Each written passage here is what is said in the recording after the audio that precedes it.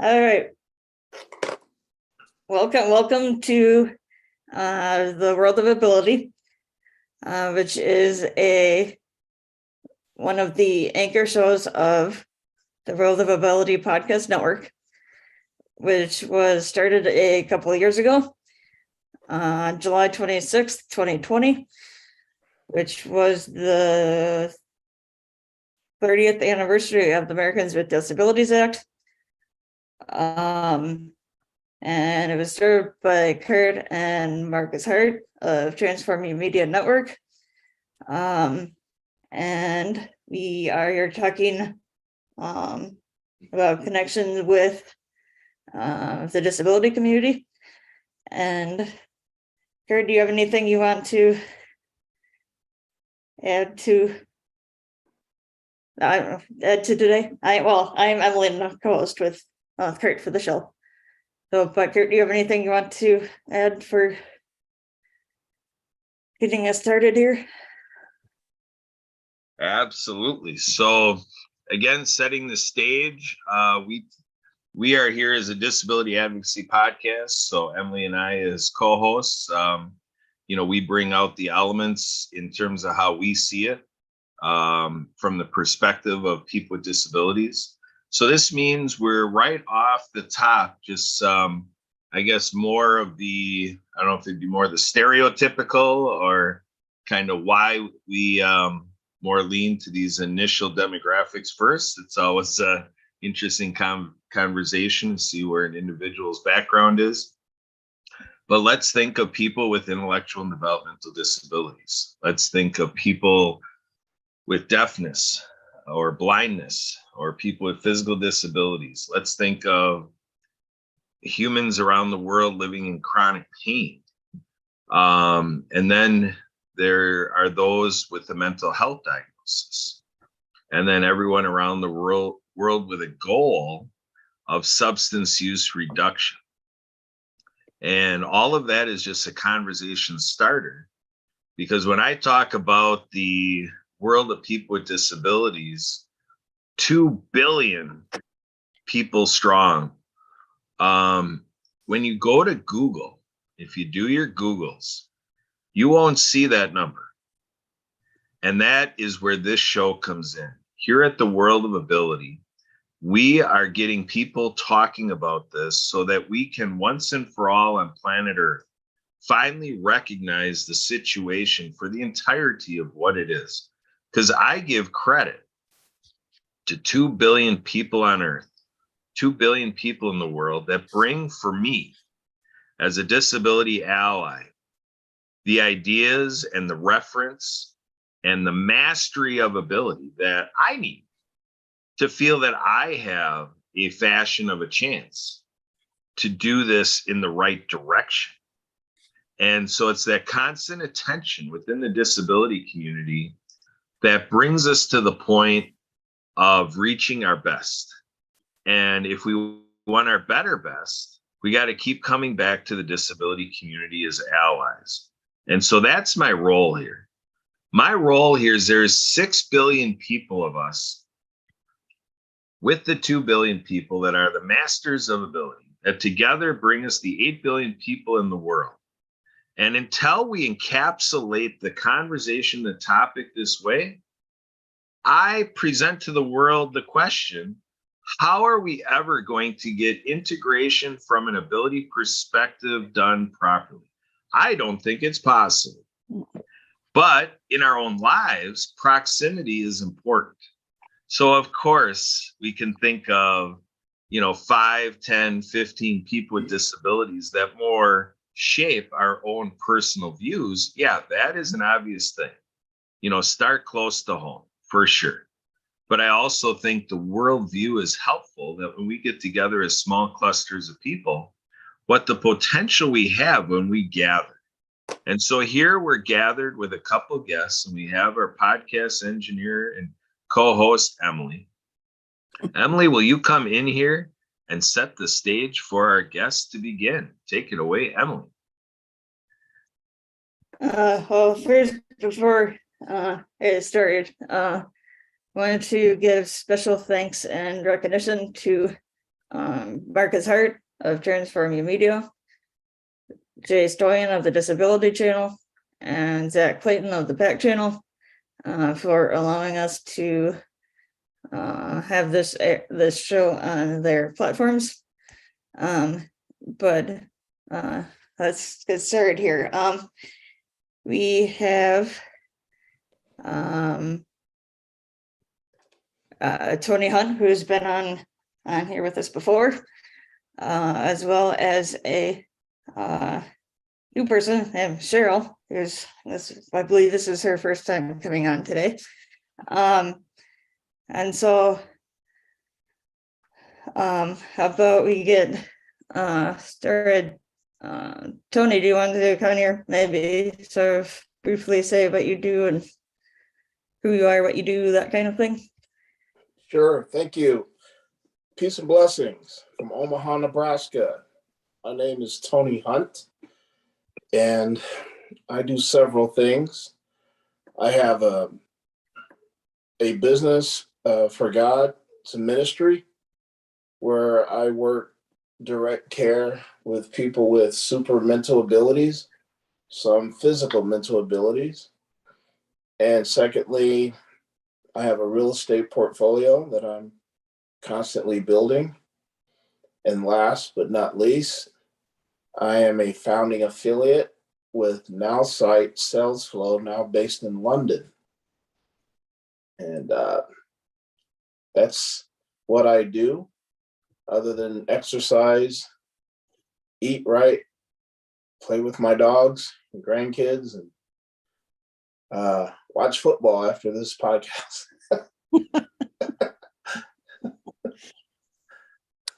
Thank you. I guess we're gonna press it over to Cheryl. Would you like to say who you are, what you do? All right. Well, I'm glad to be here with you, Emily and Tony. And first of all, I am the mother of a son with severe cerebral palsy. And so I've lived the life of caring for someone who has a lot of challenges, not just mental, but a lot of physical, where most things have to be done for him. And with that, it's been my why to help other people. I've also helped with caring for my parents and my mother-in-law all through the years. And I believe that most of us only get involved when it's a crisis. And for me, I see that it needs to change where we have better conversations at the time that somebody is diagnosed to make it more hopeful instead of hopeless, so that, the parents don't give up, but also trying to spread the word to help younger people understand what's going to be involved when it's their turn to be caring for their parents or for a child. So that's who I am, and that's what I love doing, is helping other people. Awesome. So a writer, I love writing, I love speaking. So, those are things that just go along with what I do. But anyway. I appreciate what you said, because I cared for my mom the last 7 years of her life. And currently, my wife, as we speak, is downstairs in our basement trying to get her dad, who's 91, to get out of bed. He's been bedridden for about 3 months, some physical things going on. And I so respect what you're doing, when you said prepare people, because it's not if, it's when. If you have loved ones, someone's gonna have a turn. Right. But we all need to know what to do when our turn comes up, because there's no way to, you can't see it coming. Just know that we rely on people that love us and we love.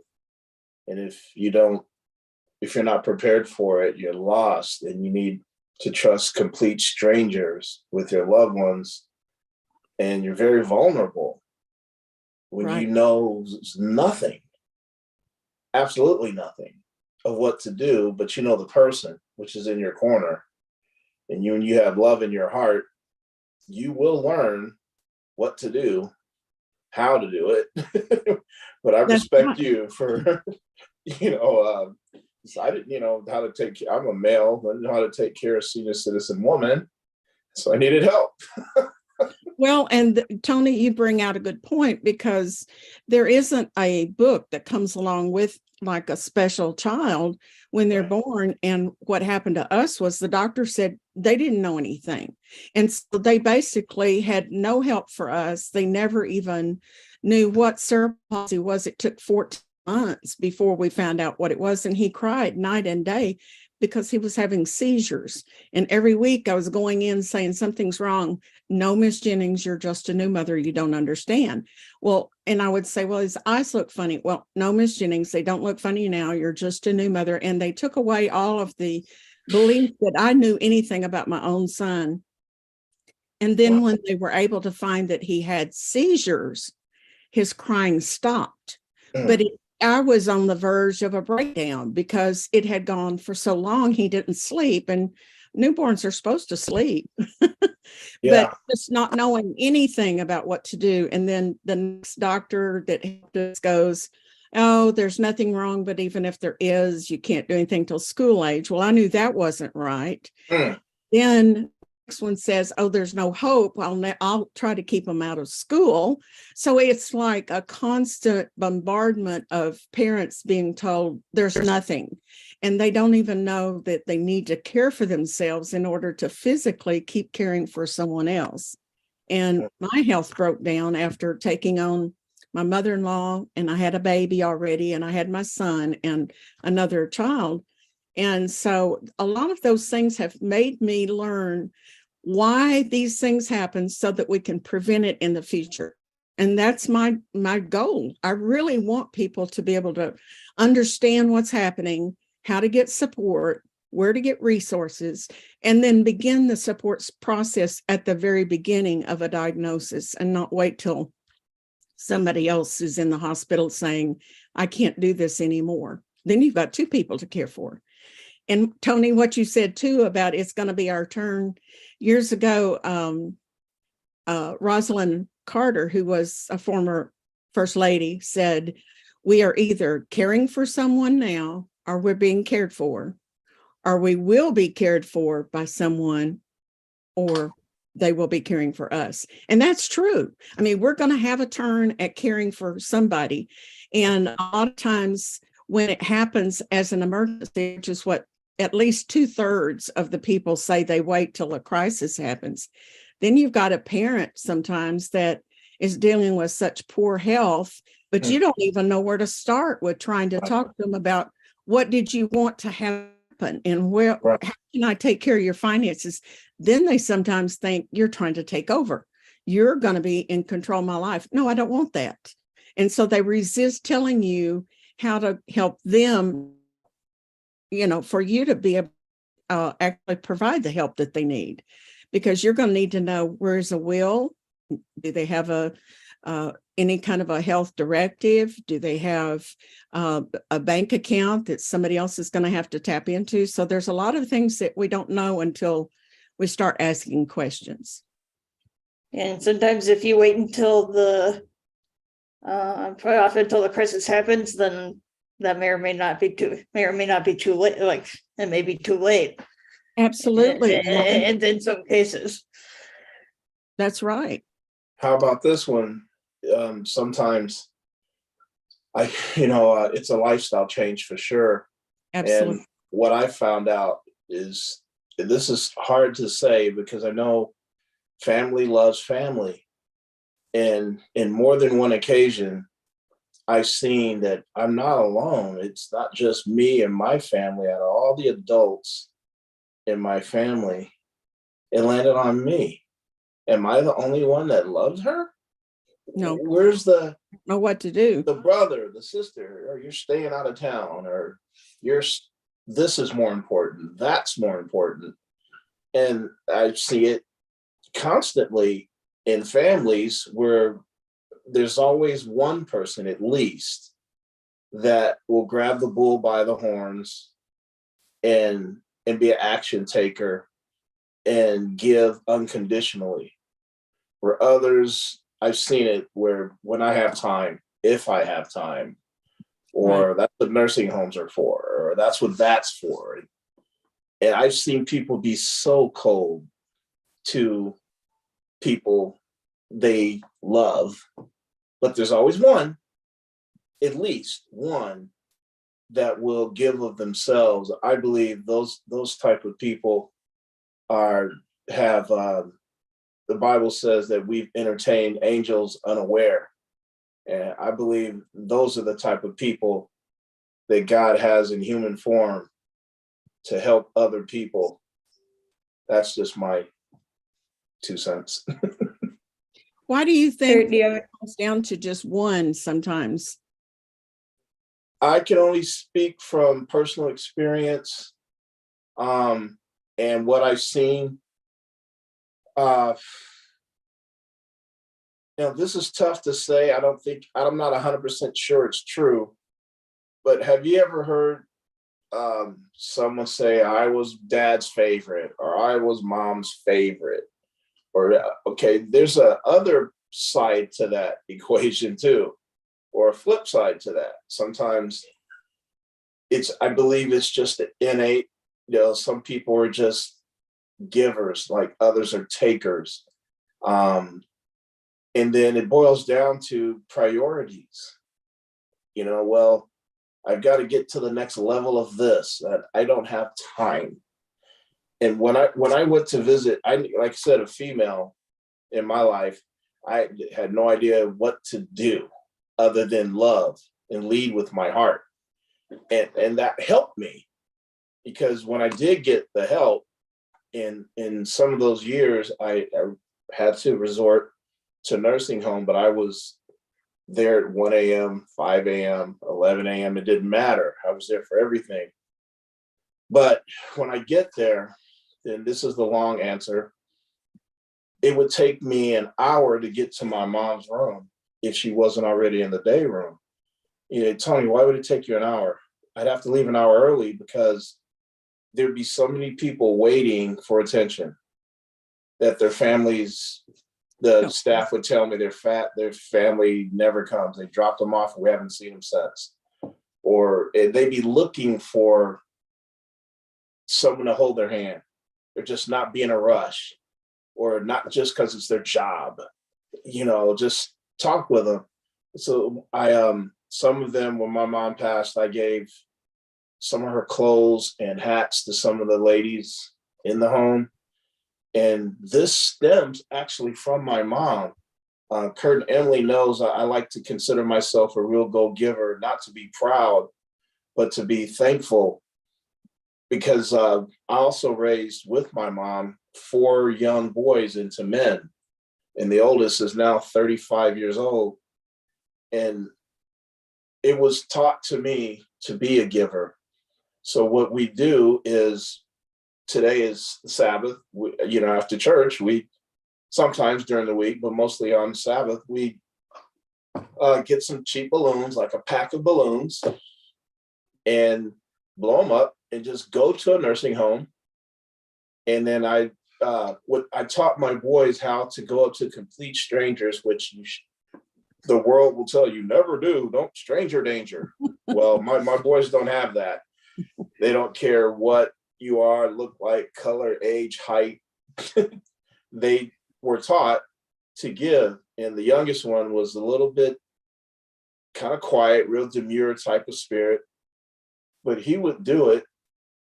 And there's another one that would just couldn't wait to do it. Remind me that that's what we're doing today. And there's another one who just kind of roll his eyes and, okay, I get it. We're going to be doing this. Hey, there's different ones. And then same as they grow older, I see that seed is in all of them, but not all of it flourishes. Like some seed falls on not bad ground, just different seeds fall in different spaces. And one of those seeds just flourished in me. And I believe that happens in every family.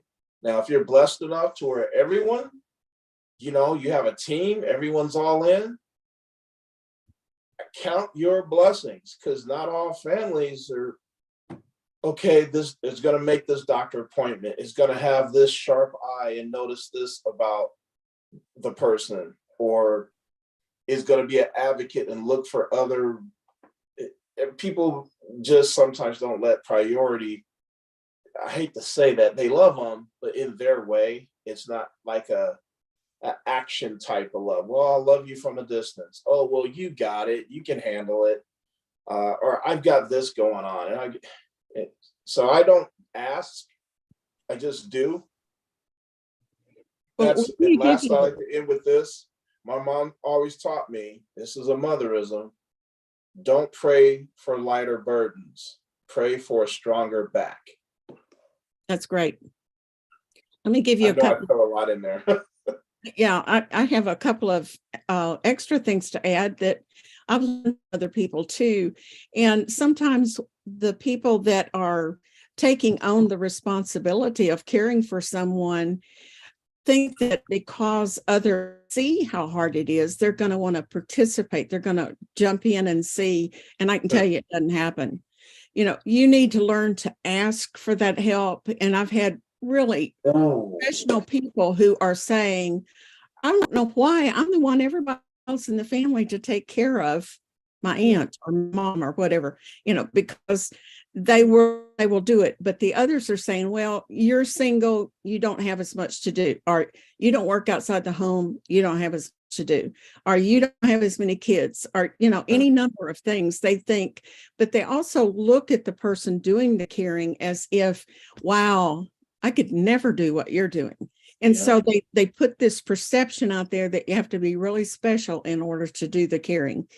And another thing that I noticed is that a lot of times when people get where they don't know you, if it's from birth or if it's when they're older, doesn't matter.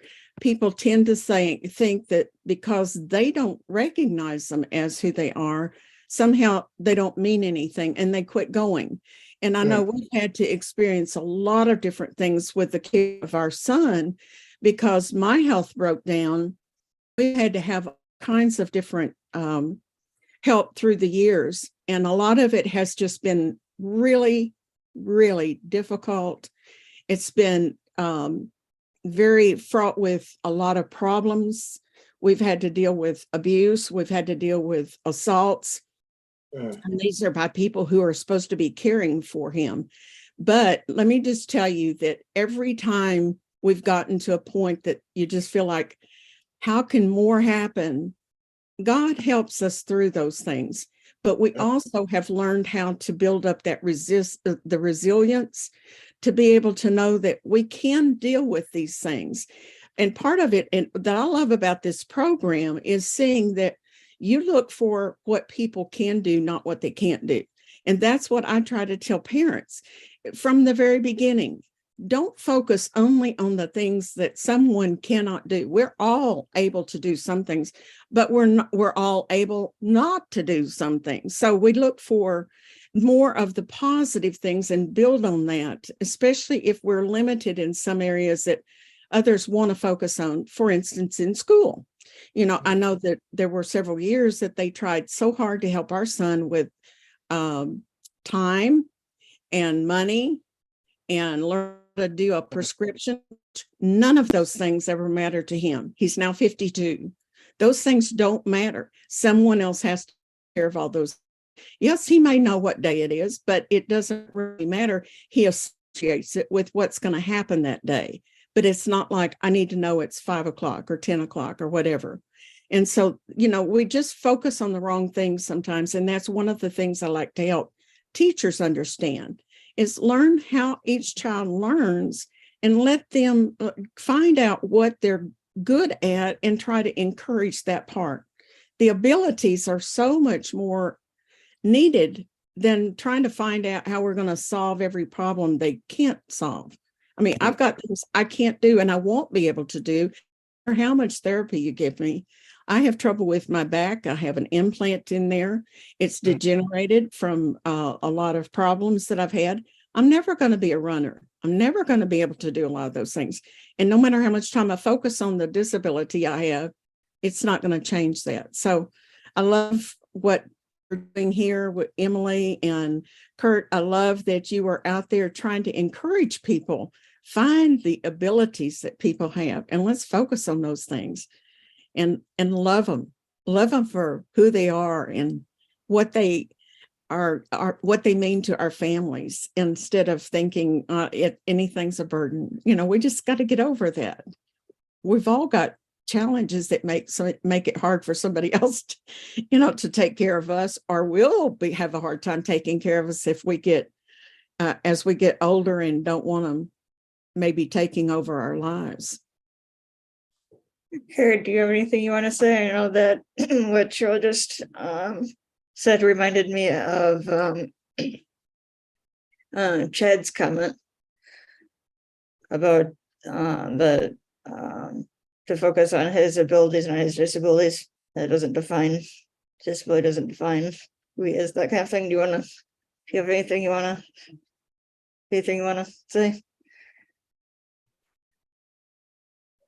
Well, what I would say is, in the last decade, I developed this narrative from my own journey that, the issue is perspective. It's a mindset that the disability community provides. And I report that I went through 40 years of life where, ongoing for 4 decades, I received constantly, at some pattern, great things from the disability community, and had exchanges and experiences and things like that. But just yesterday, I was in a conversation with a disability advocate, a self-advocate, and an advocate who helps others self-advocate. And in this conversation, I was driven again to share the success of the United States of America in 2014. So what happened in 2014? Well, there was some group of advocates and agency staff and the ADA network got together and did many things to ramp up, amp up, and build up to the 25th anniversary celebration of the Americans with Disabilities Act. But I think what I am recommending that people continue to go back to is that in 2014, they started with their campaign a blog. And with their reaches into homes having a member with a disability, the disability community and disability agencies, looking at Americans with disabilities and urging and asking Americans with disabilities to hop on this blog and to put how ADA impacted their life, how ADA made things possible for them. We're there in an ongoing celebration for ADA. And they accomplished the blog that was populated nicely every day, 365 days a year. And they did that very purposefully. That their whole message was, and wow, did I relate to it? Because I felt like Garfield. I resemble that remark. Where people who are not a person who identifies with a disability finds this connection with the disability community or a person with a disability, unless there's a loved one at home or whatever. But I'm not in that situation. I'm in a situation where people always ask, why are you so involved? Does your daughter have a disability? Does your wife, do you have a disability? Like where's that explanation for why you're involved? And I'm like, whoa, what an epiphany, what a derivation, what an aha moment to come to that's the wiring. That, like I say, I'm Garfield, I resemble that. And that's where what happened is I was in this ADA celebration because a decade ago, my family and I had to sit down in our house because I didn't sleep good. And that's what happens, folks. When I don't sleep good, I do something about it because, boy, I can sleep like a baby. And if I can sleep like a baby, I'm going to do it. And if something gets in the way of that, that's the barrier I demolish because this guy wants to sleep good. Because I have things I got to do the next day. And I'm not going to be like on a putt-putt mode. I'm going lightning speed. We're cooking gas here, boy. So again, the thing is it became an opportunity for me, and it's something I'm still working. People at the Happy Neighborhood Project and people at church, they're seeing a constant devotion by me, but I'm still working on it to check in. Am I really doing it not only every day, but throughout every day to really think? Because if we're going to get over and above this thing, we really have to frame it with the magnitude. We have to quantify. Because that's what I experienced when I sat at tables with the disability community. There was tons of marvelous qualitative stuff. Like, wow, look at this stuff to do. But then what happens is you can make it an occasion. Like the 25th anniversary of ADA. Participate in that, and you're good until the next one. That type of thing. So the idea is when I sat down, I looked at what life taught me. And when I looked at, on the collegiate level, you're able to take these sociology classes. And when you crack open that book in sociology, boom, there's 5 major sociological institutions. Religion. Now, I don't think this was the order that I learned it, but I put it in this order, recollecting it. This is an intentional order. Religion, family, education, government, economics. So look at how that guides me. When I sit on Zoom with our friends from around the world at the Happy Neighborhood Project, Happy Business Networking, the happiest place in the world for business people, I'm going in there with the mindset that when I'm in these meetings, this is a little down the tier of priority. But yet I'm doing it. And I have a friend who reminds me, tell me what you do with your time, you tell me your priorities. So the art form is how do we get in and engage and develop friendships with professionals that like what's happening here? Aren't we opening up our faith life right now? Right. And this was made possible by the marketplace, by the business community. Aren't we talking, like inferring, we're kind of in that direction of nonprofit work? That service element and family. We're talking about the family element here, and then education, this whole experience, world of ability, edutainment, to be a little educational so that it's not dry and boring and you fall asleep. We can do that later. I tell people all the time, if you have trouble sleeping, give me a call. I'll start talking, you fall right asleep. So there's all this stuff. So when I'm with professionals, it's like that peeling an onion, isn't it? It's kind of like, how are they working with as a business? You want to be compliant with the IRS. And in my advocacy, it's about web content accessibility guidelines. It's compliant with the ADA, so there's that relationship business has with government, and there's even the opportunity to create private-public partnerships. There's a little magic to be had there.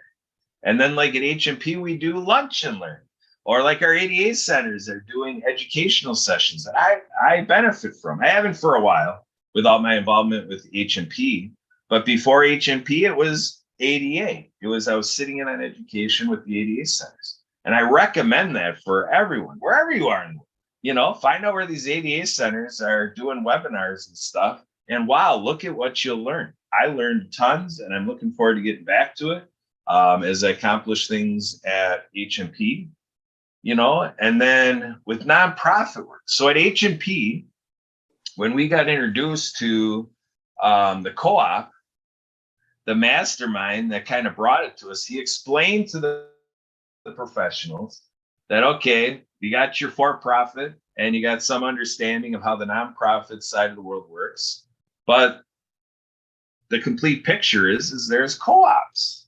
And that's what we did at HMP is we entered in the co-op because that's when you're untapping the full potential of structure and how connections can be made and how we can co-produce this future together.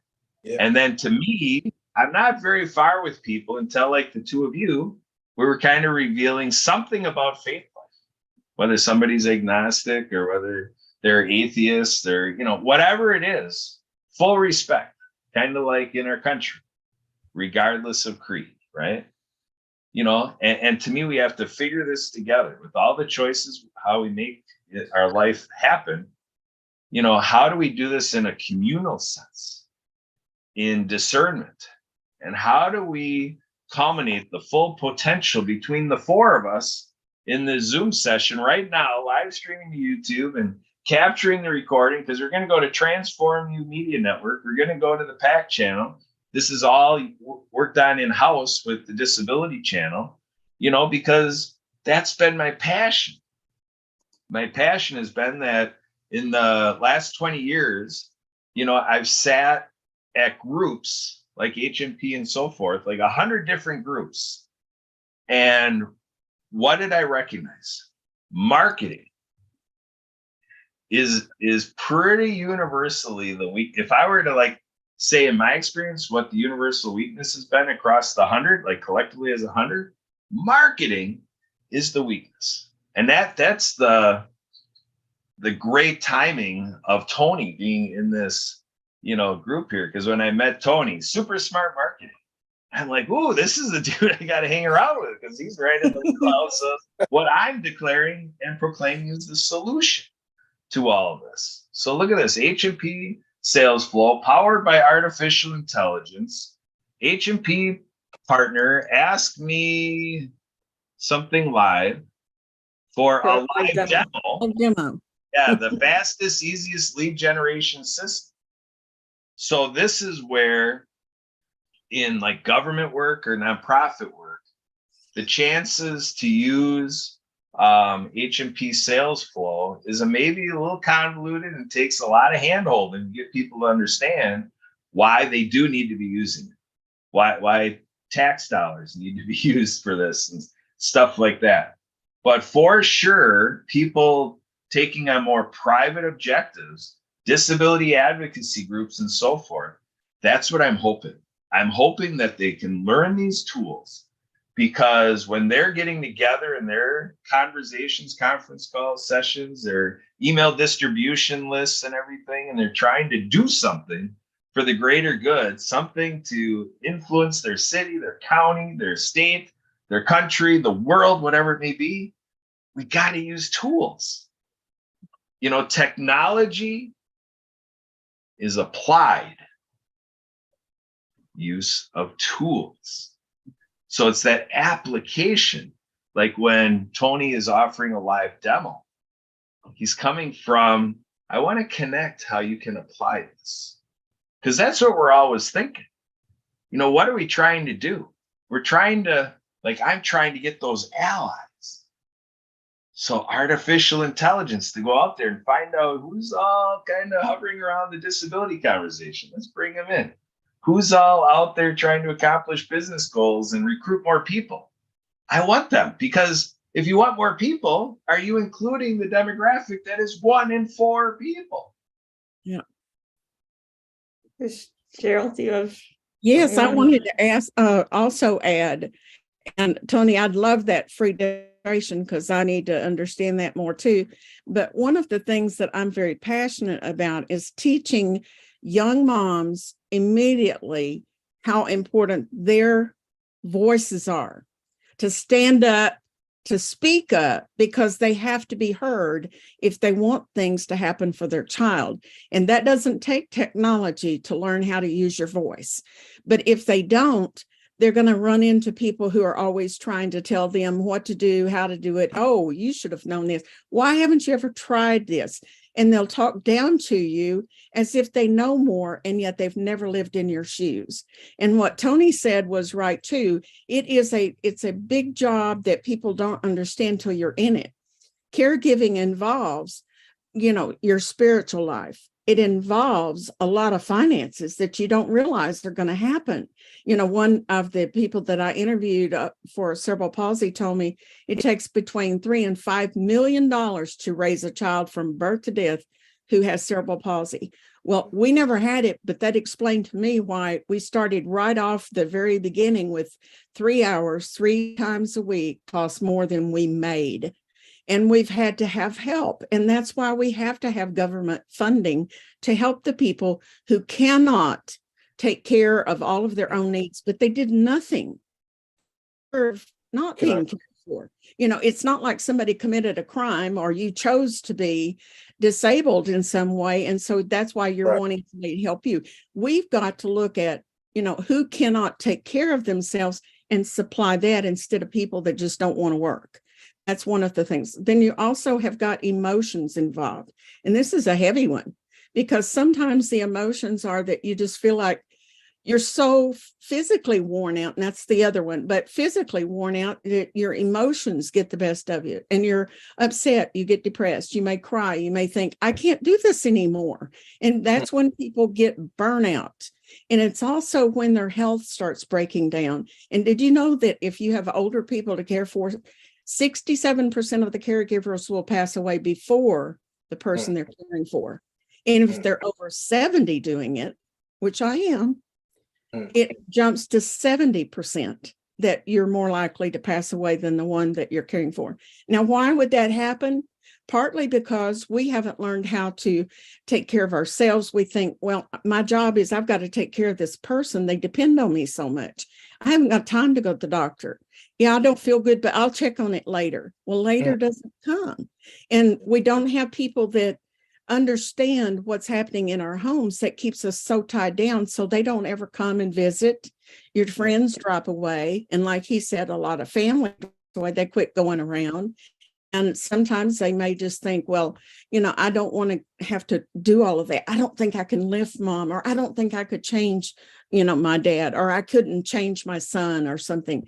And there's all kinds of things going through people's heads that make them afraid of what is going to be expected of them.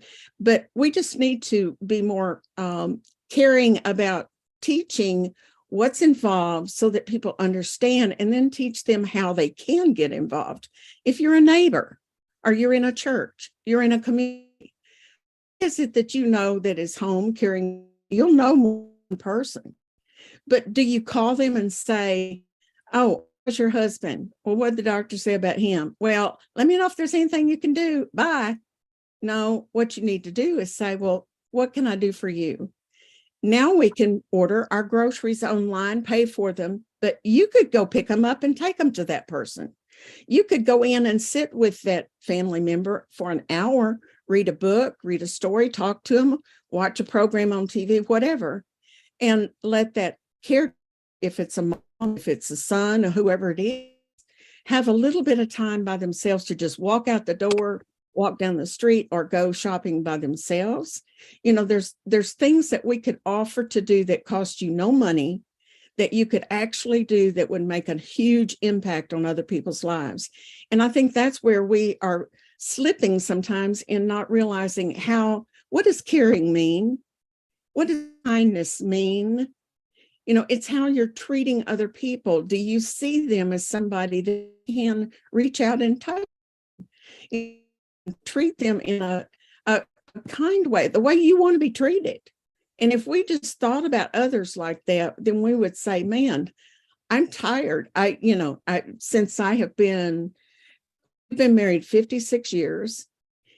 And during that time, almost all of that time has been caring for someone. And now our health is, gotten a little harder. So I know that one of these days it's going to be my turn to be cared for. And there's been times I've had to be cared for off and on, with surgeries and different things that happen. But when I was in that position, I realized how little things can make a big difference. To take a drink to somebody, go in and just make sure they're okay. If they're in another room, do they want to watch TV? Are they cold? Are they hot? Whatever. They can't tell you what they need. Be thinking for them and talking to them and asking, would this help or whatever. Our son has very few words. He's just never known how to talk much. And so a lot of people thought he doesn't know anything. He was treated as if he knew nothing.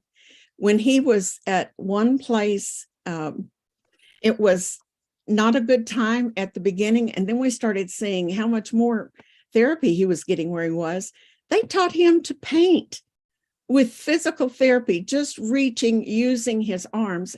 He ended up doing this so well that people would walk by, see his painting and say, I want that. He paints more than anybody that was in that little class. His art is now in Houston. He decorated 14 Southern Dental Clinics. It's in Seattle at the University of Washington. Texas A&M honored him as a special artist, but guess what? He can't do it anymore. So those pictures are priceless to us, but nobody thought he could do it. And when we first moved to Oklahoma, and it was like 20 years ago that, or well, maybe 23, but the art museum asked if they could have his pictures there because somebody told us or told them that he painted. And when they asked me, I said, oh yes, I would be happy to do that. Well, I loaded up my son. I lived in Oklahoma. He was in Wichita, Texas, because we have to keep him in the Texas system. But I got one of the caregivers, a young man, and I said, I want to take y'all down to Brenham, Texas, and we're going to find out what we have to do to help Blake be able to paint, because I didn't know what you do. Anyway, I took him down there. We figured it out. We came back and we would work with him and let him paint. You never touch the paintings yourself. You let them do it all. Anyway, we had 78 paintings ready to go in the art museum. I was in there helping this curator put all the exhibits up. And he turned around and said, I don't know why we're doing this. Who knows him anyway? And besides that, he's disabled. And I thought, well, wait a minute. All right, Sunday comes, and guess what? More than 200 people showed up to see this. We had friends hadn't seen him in 17 years that drove several states because they said, Blake can paint? It's unbelievable to them that he was able to do that. And they wanted to see what it was. And so when we find that people who can't do a lot of things and they can do something good night, we need to celebrate that. He sold 40 paintings that month, and that the museum was beside themselves. They said, we've never sold more than 2 paintings, no matter how famous an artist was. So, I mean, I'm saying that at the same time he was sick. He ended up by the end of that week in a hospital to have surgery, and they treated him like he knew nothing. He couldn't tell them anything, and they were treating him really rough. So I went in, I put all these pictures on the wall from newspaper clippings, and they would come, the nurses and doctors would look at him and say, who is that? I said, it's him. Really? Because they didn't see it like that. And once they realized he could understand more, they treated him differently. And it doesn't always happen, but that's part of our training. That's part of what we need to encourage doctors to understand. There's what you see in 15 seconds in somebody's eye. There's more than what you can see in a few minutes. These moms are with them 24/7. Let them help you decide programs and the plans for what they see would most benefit that child's life and help them to be more functional anyway. They can actually help you decide that instead of, okay, this team is on one side of the room at a school meeting and on IEP, and the parents on the other side feeling very intimidated. 14 people trying to tell them they can't do much for him while you're sitting there thinking, why don't they see what I see? And so all of these are just a matter of educating, teaching, and that's what I want to do as long as I have a voice. And I have a tagline. It says, be the voice for those who have no voice. And it's because if they can't speak, we need to speak for them. And I'm so happy that's what you're doing with this program. This program needs to be out there every day. And we need to have people speaking up and saying, look at Emily, look what she can do. Look at Tony, look what he can do. Look at Kurt, look what he can do. And really celebrate what each other can do and how we contribute to each other's lives. And that's just one of my loves. I'm writing a course now. Somebody from New York University called me last year and wanted me to write a course for caregiving. And so I'm working on that, but I'm also I've been had a radio program, got to interview 150 caregivers, and then wrote a book called It Takes Courage to Be a Caregiver. And I put the tips that people gave me in there. If you have a child, all the way to if you're caring for somebody with Alzheimer's. I answer questions on Quora. If you have a problem and you need somebody to ask a question, I'll do the best I can to try to help you figure out what you need to know.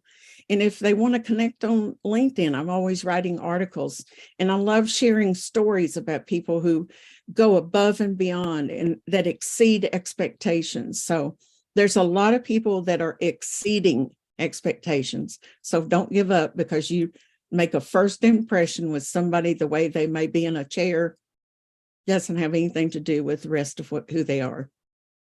Yeah, that's awesome. And you're I think I could speak for Kurt in saying that you're really welcome to help us in anything you'd like that we're doing. I would love to. Right, Kurt? I don't know if I'm saying that coming out that right, but feel free to help us in any way you'd like. Right, Kurt? That goes for Tony too. Anybody else? Right, Kurt? That's right. And Tony, you had your hand up before. You still have a thought you're ready to share? Yeah, thank you. Two things. Wanted to address something you said, Kurt. Secondly, but before I forgot, I wanted to mention something Cheryl said twice now. In introduction, she talked about help. That sparked me. And then just now she talked about help. And this is, Kurt knows, and Emily know that I like to have a little halftime show of jokes, but I'm not going there. I'm gonna substitute the joke with something that is a story, and it sounds funny, but it has a real serious connotation to it. And that is, I was raised as a child with a work ethic. I was a paper boy, had to work in the garden. You said Oklahoma. My mom was born in Muskogee, so I was throwing bales. I got 2 bales of hay in my truck right now. I mean, I'm farm boy. Work. That's what we know. Work with these. That you got these for to work. That's how I was raised. So that said, there's a little story. I think you'll get a kick out of this. There was a guy who was a paper boy, and he had a little red wagon just like I did. I had several wagons and bought my own wagon, as a child, kind of my vehicle, and had the little wooden sides. You could pull them out and put stuff in and put your sides back in and your fronts and pull your little red wagon wherever you need to go. So in wintertime, that little red wagon's very handy, but in the wintertime, you don't watch it, that thing could get stuck just like a real vehicle. So there's this kid delivering newspapers with his dad, and it's cold outside. And the dad looks at the son. He notices he's not delivering the papers as fast as normal. And he notices this kid didn't have his gloves. So he stops. He says, "I'm going to go get you some gloves." And the little boy goes, "Okay, Dad." He kept wrapping the papers, preparing them. And then the little boy thought to himself, "You know what? I am going to go ahead and prove to my dad that I'm a man. And I'm going to wrap some of these papers and go deliver some and come back and deliver some and have advanced the wagon down the road some." But in that process, he pulled the wagon. It fell off the curb because he didn't really grip it like he was supposed to, because he didn't have any gloves, and he thought his hands would get stuck. So there's papers flying all everywhere. They're unwrapped and they're in the street. Little kids get flustered pretty easily. His dad comes outside. "Whoa, what happened?" And I said, "Dad, just worried. I wanted to show you that I'm a man and that I could wrap the papers myself and pull the wagon and go deliver Miss Nelson her paper at her door and all these things he wanted to do. And the dad goes, son, did you use your strength? Yes, Dad, I used my strength. I even used two hands. And the dad goes, did you use all your strength? And the little boy goes, Dad, yes, I bent my knees like you told me. I pulled, I leaned back, and I still couldn't do it. Dad, I'm sorry. I just wanted to prove to you that I'm a man. He says, son, did you use all of your strength? You remember, little kids get frustrated really fast. And he got Dad to start getting frustrated. And he says, no, you didn't. He says, Dad, what do you mean? While he's whimpering, he says, what do you mean? He says, son, if you had used all your strength, you would have asked me for help. And I thought, how many of us, we're big functional adults that don't need anything. We're all independent. And next time you find yourself needing help, how many people do you know that may have a super ability that may not have a super ability and need help, but ego and pride, some embarrassment or whatever has something that gets in the way. And that's why it leads me to what Kurt and Emily. Cheryl, in my opinion, Kurt and Emily are two of the most important people in HMP. Yeah, I'm sure they are in their space because, it's after a while, people will, want to join the band when it's marching down the street. I get that. But Kurt and Emily were there when the band was forming. So they probably know more of my story with HMP because they're part of it. And Kurt's the first one that reached out to me and interested in what I have. And now we've got this monstrosity with the potential to go nuclear and impact the world. Oh, cool. And I'm gonna go with you. That's thank you. And I'm going to ask Kurt and Emily if you guys have time, because this is not a business for me. This is to be able to spend time with Emily and Kurt and you, because I know you're more than about business. I know you're here for what's in your heart, and so I already plugged in my calendar to make this a weekly thing. But that said, you triggered so much, Cheryl, with your talking, and Emily's consistency. I see her so much, just in Kurt, they're just constantly giving. And I do something a lot. Hold on. A lot of people don't like to do very much. And this is one of my best friends. Do you know who this is? The thinker? Yes. And this reminds me to think. I got this from my mom, and she got from her dad, my granddad. It's a statue of the thinking man. And I keep that in my line of sight at all times, because whatever progress or moving the needle or however you want to call it, it will require this thinking.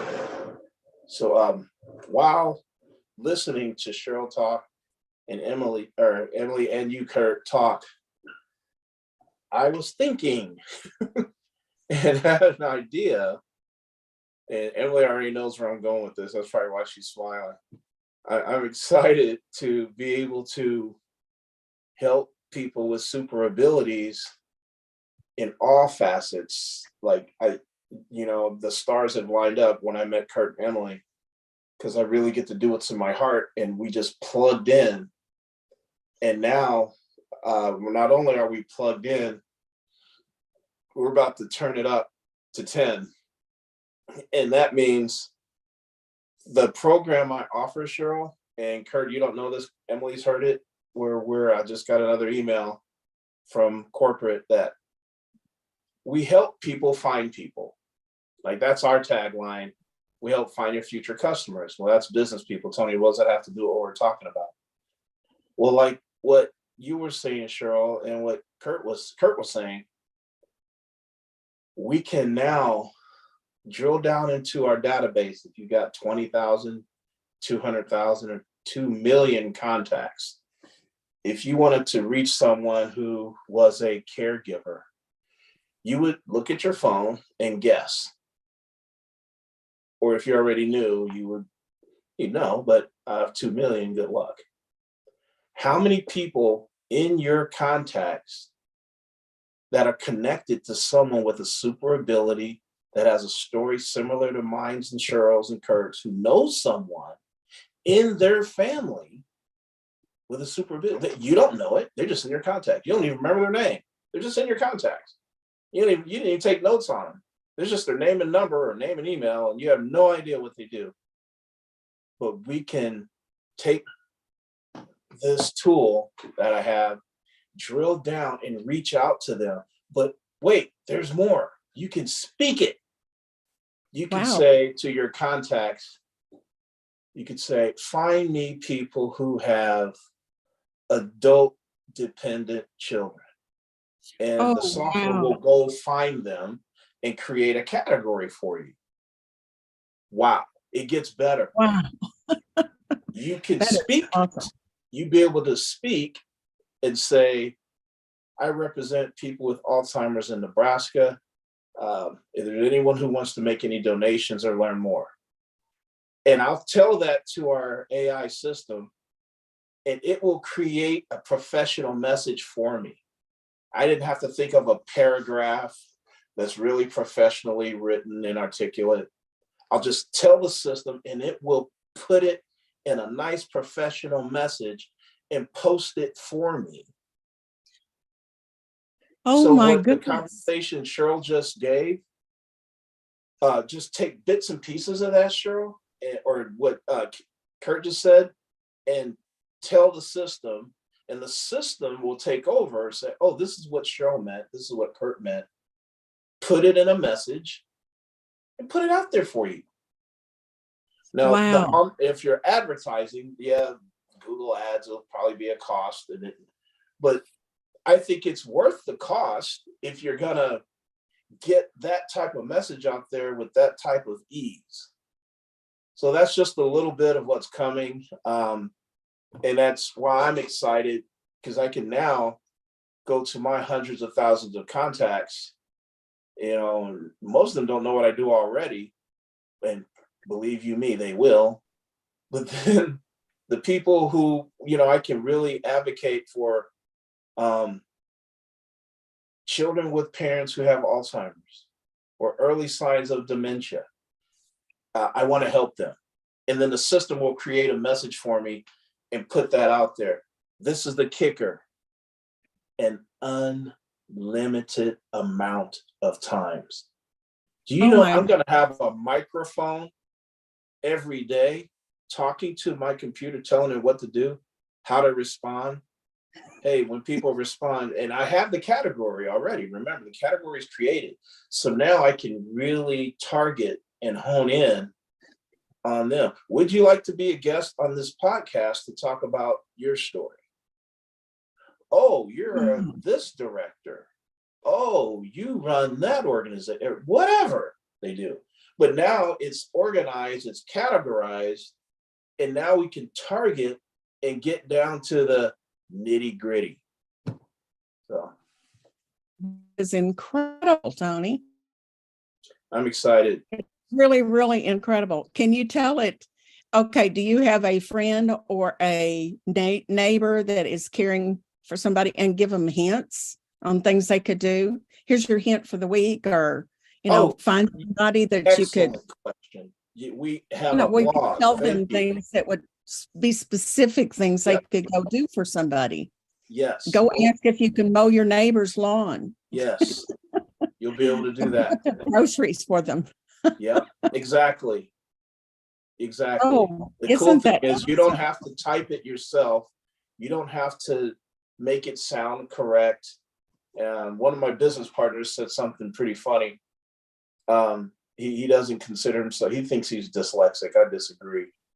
And he doesn't always put his words appropriate, and he drops his R's. And he said, Tony, I know I'd rather say, I'd rather say I got lots of money than I have no money at all.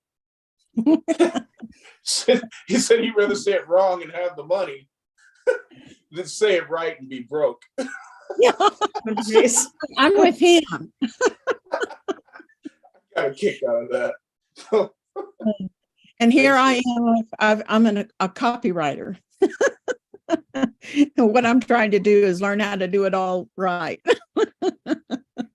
But that sounds so much easier. Everyone doesn't have that skill set. That's what it's designed for. People who may have the fear of writing, or just trembling at the thought of writing an email, or they want to make sure it's professionally done, or I'm not quite getting my message out. They don't quite, and the software will force it. And like a better example would be, remember the Cosby Show? Mhm. And Vanessa wanted to get married, and Bill Cosby is real cool about it. Claire was up in arms, but Bill Cosby said, invite the lad over for dinner. So he comes over for dinner, he's dressed up.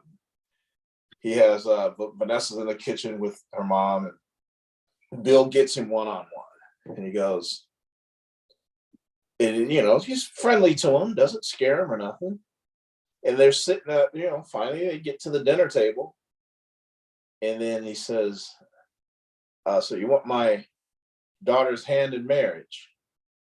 He says, son, what's your favorite meal? The spaghetti.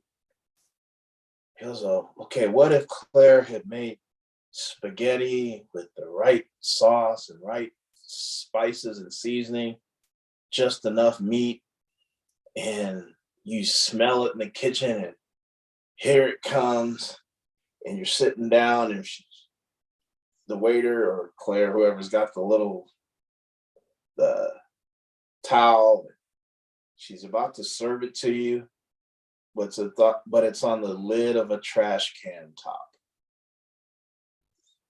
That's how you came to me about my daughter's hand in marriage. What's wrong with that? I never forgot that story from the 80s, that episode. It's so important how you deliver. You can have great intentions. You can mean well, and it's a beautiful thing. But if your delivery or distribution is not on point, no one cares. No one wants anything to do with it, no matter how great the idea is. That's what I've learned in business, is why I foster relationships with the Kurts and the Emilys of the world, because we're all on the same team. Right. I have business people that's all they want to talk about is business and money. And it's like, okay, I get it. That's what you're about. But then it's all about self. And so when you're a caregiver, what does being a caregiver teach you? It's not about you. Somebody else's needs. No one's, you're not getting, what do you want, a plaque or a cookie? We're supposed to be helping each other. What do you want, a medal? What do you want, someone to ring a bell every time you do something? We're supposed to be helping each other.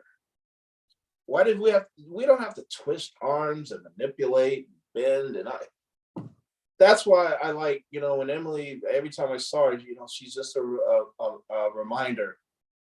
And she's always polite. She's always reminding, hey, Tony, door's always open. Come on in. Same with Kurt. And I'm a caregiver even now. That's my most important role, actually. That's what I like the most. I know the business and all that is great, but I'm going to speak to my AI system and create a Go Giver channel or website that has a whole host of all these with all people like us in there as advocates that they can reach. Because as you said, Cheryl, that message must be out there. We have an obligation. And I think we know that, but there's other people that we need to connect with that need our assistance. And if we don't Think about know how it. to do that, what are we doing? Just chasing that grease pig called money? And that's what a lot of the coaching programs miss the mark when they teach people who are like us, mission minded, just how to make money, because it doesn't compute that you're always that's the plan. And that's the problem I've had with a lot of, the people that are out there that all they want to do is show you cars and houses and things like that. So what? We don't need all of that. But what we do need is the love and the companionship in life where we can help each other and be there when somebody else needs us. Yep. I guess with that, probably be our ending word here. One thing that I wanted to sort of quickly say here before we kind of end is that for those of you who are Seinfeld fans,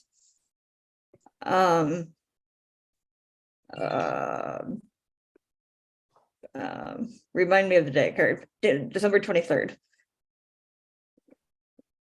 is a the official, like a Seinfeld day. Kurt, why am I forgetting? But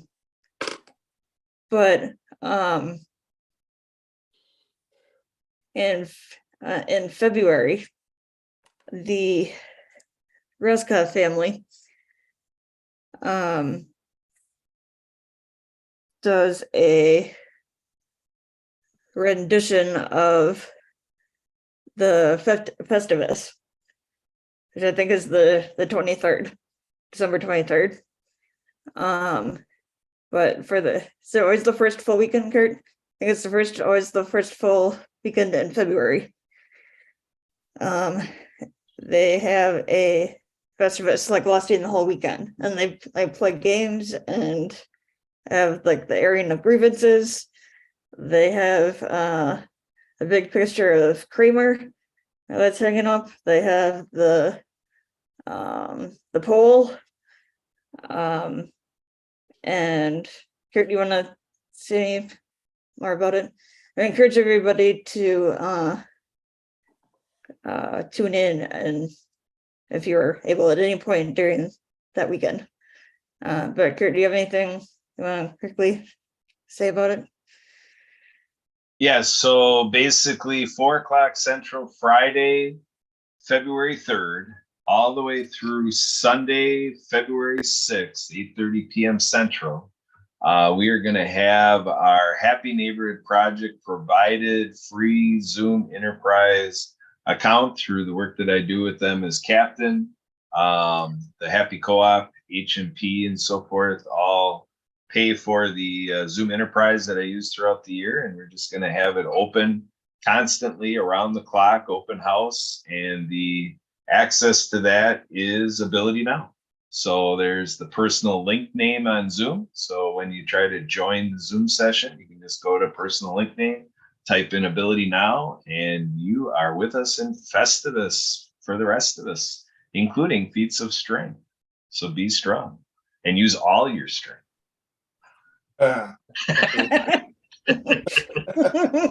Yes. Yeah, connecting with Tony's story about strength there. But so I encourage everybody to whoever is interested or available to join us in that, to connect with us and join for that.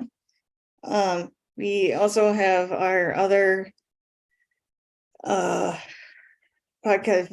that we do, like the Wednesday Ability MK Now, the What World time of is that? Women, the Jaws Coffee Chat, the Project I Heard One Day Mission, among a couple others. So if we are always looking for people to join us either as a guest, or if you're looking to maybe help with the show in a different capacity, or even if you're or somebody you know is looking to maybe start their own show, or even if it's just like a one-time thing, we are happy to help with that as well. And would encourage everybody to go to all of our social media pages and groups, LinkedIn, Facebook, and so on, and like, comment, subscribe, share, interact with those. And again, special thanks to Marcus J and Zach for letting us have this on their platform. For those of you who have any questions, comments, I do anything, for a couple. Thank you for inviting me, Emily. And yeah, I was getting to that too. Like thanking Cheryl and Tony for coming on as well. And for those of you who have any questions, comments, and so on, you can get and connect with me at 715-303-9835 or at podcastengineer54@gmail.com.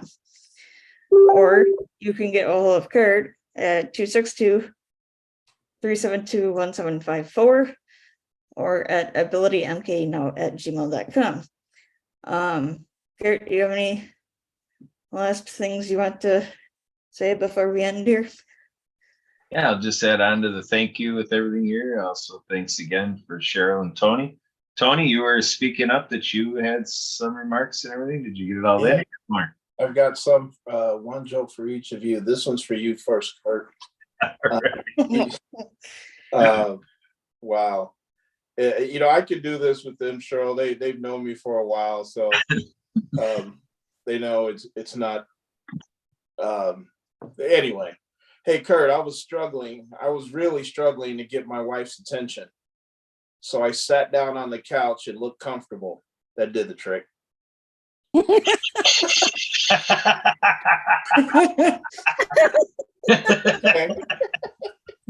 And Kurt gets two because you know he's super Kurt. I saw my wife slightly drunk, yelling at the TV, "Don't go in there! Don't go in the church, you moron!" She is watching our wedding video again. Okay. Your first one reminded me of when my dad was an invalid. He was fine until he had a heart surgery that went wrong. But every time Mother would finally sit down, he would go, "Would you come in here and file my nails, please?" I love it when people respect their parents like that. You know, and this is for people who they do. Some people believe CBD helps, and I don't know. I don't believe in that type of method or alcohol as a self-medicator. But I will say this as a joke. A couple of cows are smoking weed and playing poker. The stakes were high.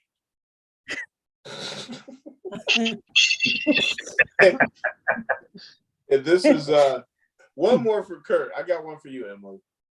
My wife traumatically ripped the blankets off me last night, but I will recover. Kurt, you and your noises. Hey, Emily, I'm a social vegan. I'm avoiding meats. Okay, I'm not gonna quit my day job. Yeah, keep your day job, Tony. They're good. Thank you guys. This is really fun, and I plan to attend weekly. Awesome. We always love to have you. And Cheryl, you're more than welcome to come back anytime Thank too. you. I would whenever love you're it. available. So I guess I'd like to, on behalf of Kurt and the rest of the World of Ability Podcast Network, I'd like to wish everybody a safe and productive week and to stay happy. Thank you.